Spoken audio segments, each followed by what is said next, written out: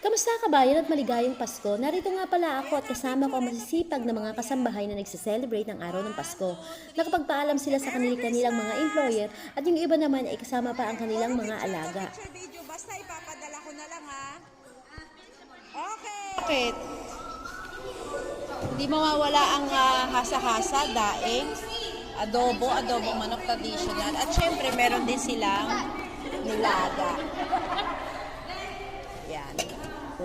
So, hindi din mawawala ang selfie muna pag may time para meron naman silang souvenir sa araw na ito, of course. At bago kumain, nagpasalamat muna sila sa ating amang lumikha sa biyayang tinatanggap nila at tinatamasa ngayon.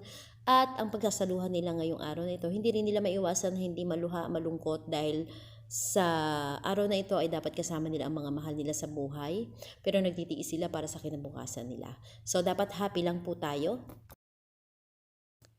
Napakasarap talaga makita na kahit na konting oras lang ang ibinigay sa kanila ng kanilang mga employer ay masaya nilang idadaos ng sama-sama. Hindi nila maramdaman na nag-iisa sila ngayong araw ng Pasko. At dahil mga nakpula sila, naisipan kong dalhin yung aking Santa hat at medyo mag-deco ng kaunti para maramdaman nila ang diwa ng Pasko. Ayan. Katulad na lamang nito, happy na siya na kumakain sa lapag at kasama Anong pangalan ni ate? Mga kaibigan.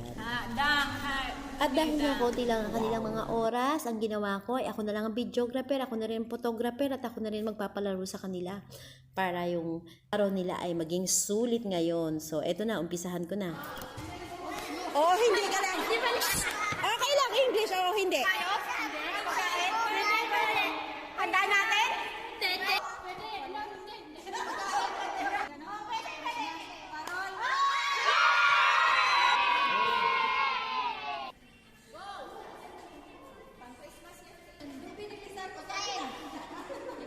Yan, ganun.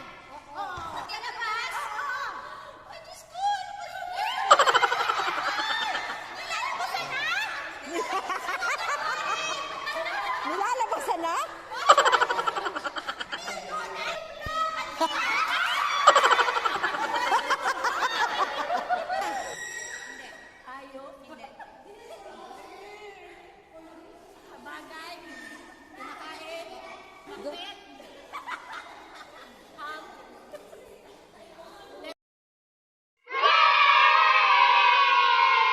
At ito nga sila ang nanalo sa Pinaghenyo namin. O, diba? Nag-enjoy din sila at nakatanggap sila ng regalo mula sa sponsor namin, si Tina. Dahil talaga namang madiskarte yung mga kabayan nito, wala man silang papel pero meron silang tissue, wala silang pangsulat pero meron silang eyeliner. At wala silang box kung saan ibobola ang kanilang mga numero, meron naman silang kaldero. Kita nyo naman ang diskarte talaga ng mga kabayang ito. So, bunot-bunot na tayo ngayon bago matapos ang ating event ngayong gabi na ito. Okay na tayo. Number 1. Sino yung number 1? Get your number 1, tama? Bigay mo asan? Number 3. 5. Number 6. Sayaw ka na. Ano ba yan? Ano yan? Number ano yan? 6. Ito 6. Tama. Number 6. At nababakos ko naman sa kanilang mga ngiti at kanilang mga halakaka ay naibsan ng kanilang kalungkutan at pagmumilila sa kanilang mga mahal sa buhay ngayong araw ng Pasko. At ito nga po silang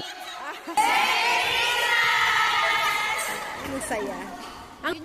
at salamat sa sponsor ang amin Santa Cristina.